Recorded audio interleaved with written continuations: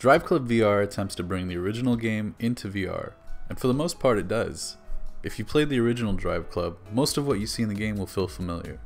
There's a tour mode that features races, time trials, sprints, and drift modes, which again is a great way to see what the game has to offer.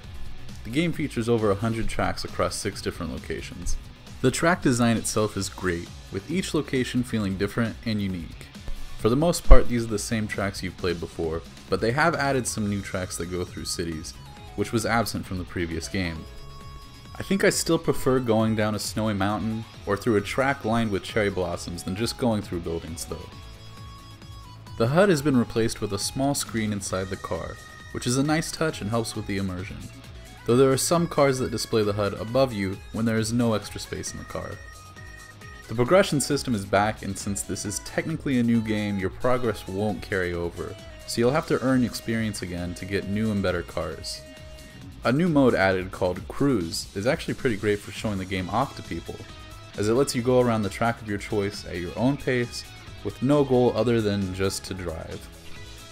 The multiplayer mode is exactly the same with the ever-changing queue, letting you choose whether you want to compete in normal races, time trials, or team races across the game's different locations. And the multiplayer is really where the game shines through. It's so much fun racing against other people in VR. Being able to look at the car next to you and stare down the person before slamming into them is so satisfying thanks to VR.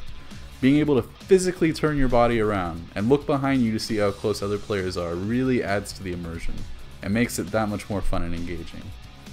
I didn't have too much trouble with motion sickness, as what you're doing in the game mimics what you're doing in real life pretty well in that you're sitting down in both.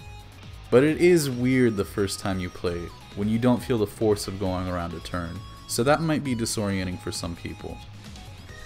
Now for the bad, unfortunately in the process of making the game a VR title, the graphics had to be significantly downgraded. The cars look pretty good for the most part, but the environments don't look nearly as good as they did in the original game, which is unfortunate because they looked amazing in the original game. Here there's a lot of visible pop-in with textures, vistas that should be beautiful instead look bland and muddled. On top of that, the amazing weather system is completely gone. Instead, when you go to a multiplayer queue or a single player event, all you'll find in terms of weather options is sunny or cloudy. These two things don't affect the gameplay at all, but they did affect my overall enjoyment of the game, and the good things were at least partially overshadowed by them.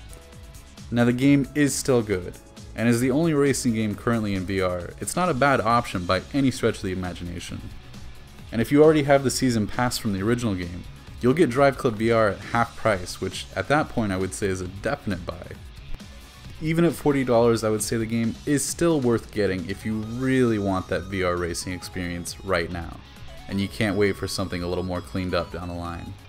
All that being said, this is a fun game, and I do intend to play more of it, even if I wish it looked a little bit better.